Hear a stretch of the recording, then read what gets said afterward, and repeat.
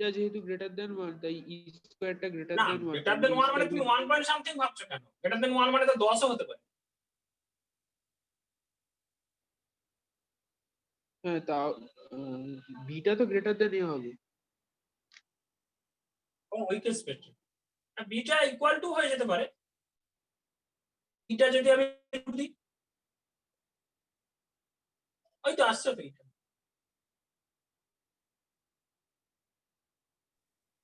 হুম তাই না?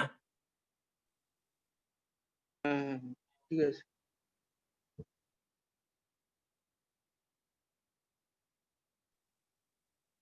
কিন্তু 1.2 লেস দিলে দেন কি এ তো 1.2 দিই ধরো ই স্কয়ারটা 1.2 এটা 0.2 হলো না। স্কয়ার ইকুয়াল টু 0.2 মানে 2/5 5 B square equal to A square. তাহলে তো এটা বড় হয়ে গেল, বুঝলে?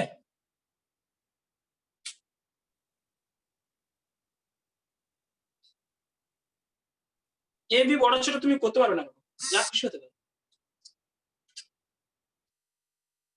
তাই না? স্যার ইটা 1.2 হলে স্কয়ারটা 1.2 এই স্কয়ার 1.2 মানে তো ই গ্রেটার দেন 1। হ্যাঁ হ্যাঁ ঠিক আছে। মানে অনেক কিছুই হতে পারে, ওরকম বলা যাবে, সবই হতে পারে।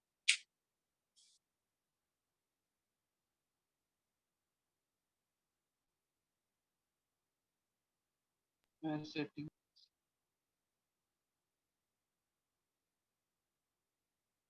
তাহলে রেক্ট্যাঙ্গুলার হাইপারবোলা যখন ট্রান্সভার্স অ্যাক্সিস কনজুগেট অ্যাক্সিসের লেন্থটা ইকুয়াল, অনেকটা জিজ্ঞেস করা হলো রেক্ট্যাঙ্গুলার হাইপারবোলা কাকে বলে না, when a equal to b, এইসব আতখাচড়া উত্তর দিলে কিন্তু নাম্বারটাও আতখাচড়া যাবে। এ বির একটা ডেফিনেশন আছে, সেইটা ফলো করতে হবে। যখন তোমাকে প্রপারলি জানতে চাইছি অঙ্কের ক্যালকুলেশন তুমি ফ্লোতে a b equal to b বসাও, কিন্তু কখনো তোমাকে টু দা পয়েন্ট যখন আনসার জিজ্ঞেস করছে তোমাকে কিন্তু ওরকম ফরম্যাটে ম্যাথমেটিক্যাল ফরম্যাটে একটা সিম্বল দিয়ে আনসার দেবে, সেই সিম্বলের সিগনিফিকেন্সটাকে নিয়ে আনসার দেবে। স্যার বলছি এর ছবিটায় কি কোনো বিশেষত্ব রয়েছে? না এরকম কিছু ব্যাপার কোনো বিশেষত্ব নেই। হ্যাঁ রেক্ট্যাঙ্গুলার হাইপারবোলার বিশেষত্ব কথার নাম আছে, কথাটা রেক্ট্যাঙ্গেল তৈরি করে সবসময় এক্স অক্ষে। অ্যাকচুয়ালি কি হয় X Y equal to constant, এই যে তোমরা পিভি ইকুয়াল টু কনস্ট্যান্ট করো যেটা chemistry, PV equal to NRT constant ধরো তো। এই ছবিটা তোমরা কি করে আঁকো কেমিস্ট্রিতে বা ফিজিক্সে? এইরকম একটা ছবি আঁকা হয়, শুধু এইটা আঁকে দেখি। সে কেমিস্ট্রি ফিজিক্স তো এইটুকু আঁকলে তোমার কাজ হয়ে যাবে, ম্যাথমেটিক্স এইটা আঁকলে কেটে দেবো। তার কারণ হচ্ছে এইটা হাইপারবোলার একটা ক্রাফ, এটা অ্যাকচুয়ালি রেক্ট্যাঙ্গুলার হাইপারবোলাকে বোঝায়। এই হাইপারবোলাটা 45 ডিগ্রি অ্যাঙ্গেলে রোটেট করে আছে, এইভাবে আছে আর কি, অবলিকলি আছে। মানে এই হাইপারবোলাটাকে তুমি যদি 45 ডিগ্রি অ্যাঙ্গেলে ঘুরিয়ে দাও অ্যাক্সিসটাকে, তাহলে ছবিটা এইটা দাঁড়িয়ে। এই ছবিটা হচ্ছে পিভি ইকুয়াল টু কনস্ট্যান্ট, এদিকে একটা ব্রাঞ্চ ওদিকে একটা ব্রাঞ্চ, সেটা পিভি ইকুয়াল টু কনস্ট্যান্ট। এই অ্যাক্সিসটাকে আবার তুমি 45 ডিগ্রি অ্যাঙ্গেলে রোটেট করিয়ে দাও, এই ইকুয়েশনটা চলে আসে। এইটা রেক্ট্যাঙ্গুলার হাইপারবোলা বলা হয় তার কারণ এটা এক্স অক্ষ ওয়াই অক্ষের সাথে সবসময় একটা রেক্ট্যাঙ্গেল তৈরি করে এবং তার এরিয়াটা ফিক্সড থাকে। এই তো X Y equal to constant, তো এরিয়া কনস্ট্যান্ট। এটা তো এক্স এটা ওয়াই, তো যে কোনো বিন্দু স্থানাঙ্ক এর উপর যে কোনো বিন্দু নিই তার এক্স স্থানাঙ্ক ওয়াই স্থানাঙ্ক গুণ করছি, মানে কি length into breadth, breadth into height, এটা গুণ করছি, লেন্থ ব্রেথ গুণ করলে কনস্ট্যান্ট আসছে। তার মানে সবসময় একটা কনস্ট্যান্ট এরিয়া রেক্ট্যাঙ্গেল তৈরি করে, সেই জন্য নামটা রেক্ট্যাঙ্গুলার হাইপারবোলা। তবে এইটা আমাদের নেই বোর্ডের সিলেবাসে। এই ছবিটা তখন তৈরি হবে যখন এই ইকুয়েশনটাকে 45 ডিগ্রি অ্যাঙ্গেলে আমি রোটেট করি, অ্যাক্সিস দুটোকে 40 অবলিকলি হবে, অবলিক হাইপারবোলা। ওই আমরা রোটেশন শিখিয়েছিলাম মনে হয়, বলেছিলাম x equal to x dash cos theta 45 degree অ্যাঙ্গেলে ঘোরাতে বললাম, y ড্যাশ sin থিটা আর y equal to x dash sin 45 plus y dash cos 45। এই ভ্যালুটা বসিয়ে দাও, এটা মানে x dash minus y dash by √2, এটা x dash plus y dash by √2, এই ইকুয়েশনে বসিয়ে দাও, দেখো p v equal to constant চলে আসে। তাহলে এটা তোমার হয়ে যাবে x dash minus y dash by root 2 whole square, আর এটা চলে আসবে x dash plus y dash by root 2 whole square equal to a square. এটা সমাধান করলে এটা কার ফর্মুলা পড়বে? Minus 4x dash y dash by 2, ওদিকে 2a স্কয়ার হয়ে যাবে, x dash y dash equal to minus a square by 2, এরকম একটা আসবে নাকি? ও এটাকে কনস্ট্যান্ট, হ্যাঁ স্যার। তাহলে pv ইকুয়াল টু কনস্ট্যান্ট চলে। এটা হচ্ছে একটা রোটেশন বা অ্যাক্সিসটাকে রোটেট করলে হয়। এই পার্টগুলো আমাদের বোর্ডের সিলেবাসে নেই, এগুলো জয়েন্টের জন্য আমরা করাই, বোর্ডে টোডে এত লাগে। এটা বলে রেক্টেঙ্গুলার। মানে হাইপারবোলা আর ডিসকাশন অনেক বড়, হাইপারবোলা অনেক বড় জিনিস, কিন্তু ফান্ডামেন্টাল পার্টটা কি সেটা জেনে রাখা উচিত, তাহলে তুমি বড় পার্টের মধ্যে ঢুকতে পারো।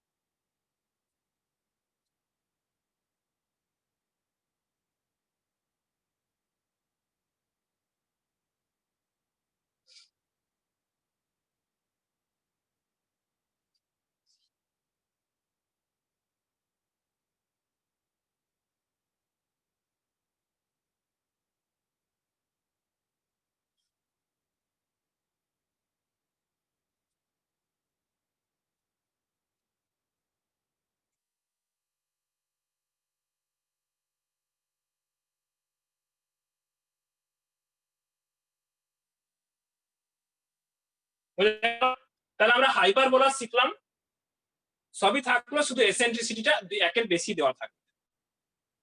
হাইপারবোলা রেক্ট্যাঙ্গুলার হাইপারবোলা জানলাম, একটা হাইপারবোলার রেসপেক্টে তার অ্যাক্সিস গুলোকে এক্সচেঞ্জ করে রেক্ট্যাঙ্গুলার হাইপারবোলা, আর না হলে যদি ডাইরেক্টলি আমাকে একটা ভার্টিক্যাল হাইপারবোলা থাকে তাহলে সেই রকম করে আমরা সবকিছু লিখি।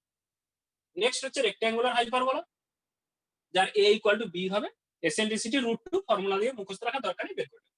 তো সরমি বেসিক্যালি একটা হাইপারবোলা যেমন হয় ছবিটা এঁকে নিলে তার রিলেটেড ইনফরমেশন গুলো আমরা ফাইন্ড করতে পারি। এবার তোমার যদি একটা হাইপারবোলা রিলেটেড কিছু ইনফরমেশন থাকে তাহলে হাইপারবোলার সমীকরণটা কি করে বার করবে? যেমন ইলিপসে যে ফলোটা নিয়েছে সেই ফলোটাকেই নিয়ে এখানে কাজ করবে, that is information to equation. Next yes করবো স্যার। হ্যাঁ sir. Information to equation, foundation ঠিক রাখলে দেখবে অ্যাডভান্স ডিসকাস করতে বা বুঝতে তোমার অসুবিধা হবে না। এবং আমরা এটাও বলি, চ্যালেঞ্জ করি যে একটা স্টুডেন্ট যদি ফান্ডামেন্টালি স্ট্রং হয়ে যায়, অ্যাডভান্স স্টাডির জন্য কারোর কাছে পড়তে লাগে না, কিন্তু নিজে যদি একটু বই ফলো করে বা প্রিভিয়াস বিভিন্ন ইয়ারের বিভিন্ন অ্যাডভান্স প্রবলেম সলভ করার ট্রাই করে, ফান্ডামেন্টালি সে অনেক বেশি এগিয়ে যেতে পারে। হ্যাঁ, কিছু টেকনিক্যাল অ্যাপ্রোচ লাগে, কিছু প্রসেস হয়তো ইমপ্লিমেন্ট করার দরকার পড়ে, কিন্তু সেই পরিমাণ মানে সেই অ্যাপ্রোচটা কিন্তু ভীষণ বিশাল কিছু এমন নয়, কিন্তু লিমিটেড, কিন্তু চেষ্টা করতে হবে এবং অ্যানালাইসিস করে দিতে পারবে সেই ফান্ডামেন্টালি ওই পার্টটা দিয়ে। আইএসএফআইএস পরীক্ষা দিতে গেলে কোনো অ্যাডভান্সের ব্যাপার নেই, একেবারে যত ছোট ক্লাসের ফান্ডামেন্টাল জিনিস আছে সেসব পরীক্ষা দিয়েই, মানে সেসব কনসেপ্ট দিয়েই হয়। অ্যাডভান্স স্টাডি মানে নতুন কিছু শিখছি এরকম ব্যাপার নয়, ফান্ডামেন্টাল পার্টটাকে আরো ডেপথে অ্যানালাইসিস করা। কি যেন বললাম? Information to equation.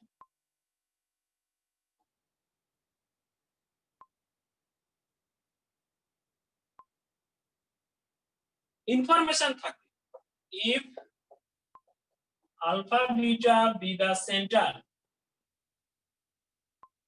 of a hyperbola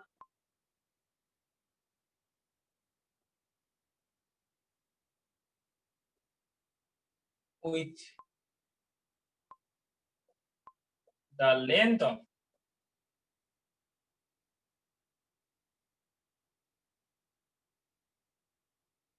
transverse axis and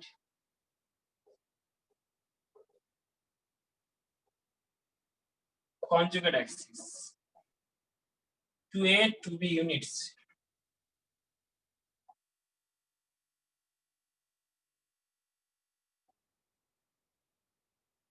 transverse axis আর কনজুগেট অ্যাক্সিসের লেন্থটা তুমি জেনে গেছো আর সেন্টারটা জেনে গেছো, দেন ইটস ইকুয়েশন ওই ইলিপসের মতো যাই ইনফরমেশন থাকুক ইন্টারপ্রেট করার পর তুমি সেন্টারটা বার করবে, লেন্থ দুটো বার করবে। Equation will be x minus alpha whole square by a square y minus beta whole square by b square equal to 1. When transverse axis along x axis, যখন তুমি ছবি ইনফরমেশন থেকে বুঝতে পারবে যে ট্রান্সভার্স অ্যাক্সিস x অ্যাক্সিস বরাবর রয়েছে, এই ফোকাসের y কোঅর্ডিনেট সেম থাকবে, অথবা y minus beta whole square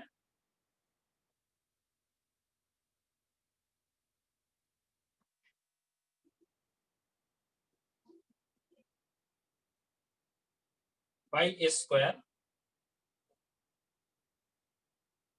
y অক্ষ বরাবর বলেছি, তার নিচে রেখেছি equal to 1.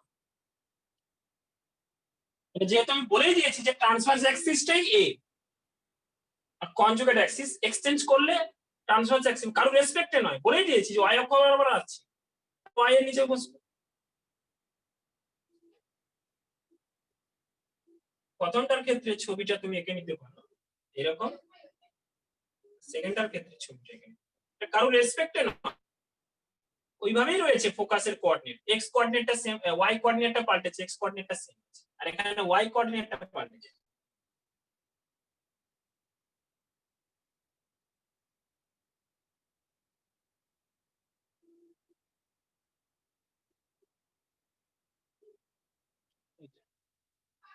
একই বিষয়, গুলিয়ে ফেলবে না কিন্তু। ট্রান্সভার্স অ্যাক্সিস x এর নিচে থাকবে যদি হরিজন্টাল বরাবর ট্রান্সভার্স অ্যাক্সিসটা থাকে, ট্রান্সভার্স লেন্থটা y এর নিচে চলে যাবে যদি y অক্ষ বরাবর ট্রান্সভার্স অ্যাক্সিস থাকে বা তার সমান্তরাল। সেন্টারটা বার করে নিতে হবে তাহলে।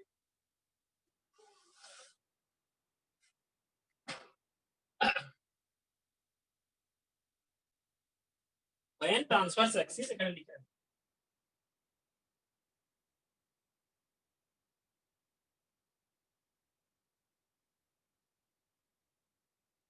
along y axis, y অক্ষ বরাবর যখন ট্রান্সভার্স অ্যাক্সিস।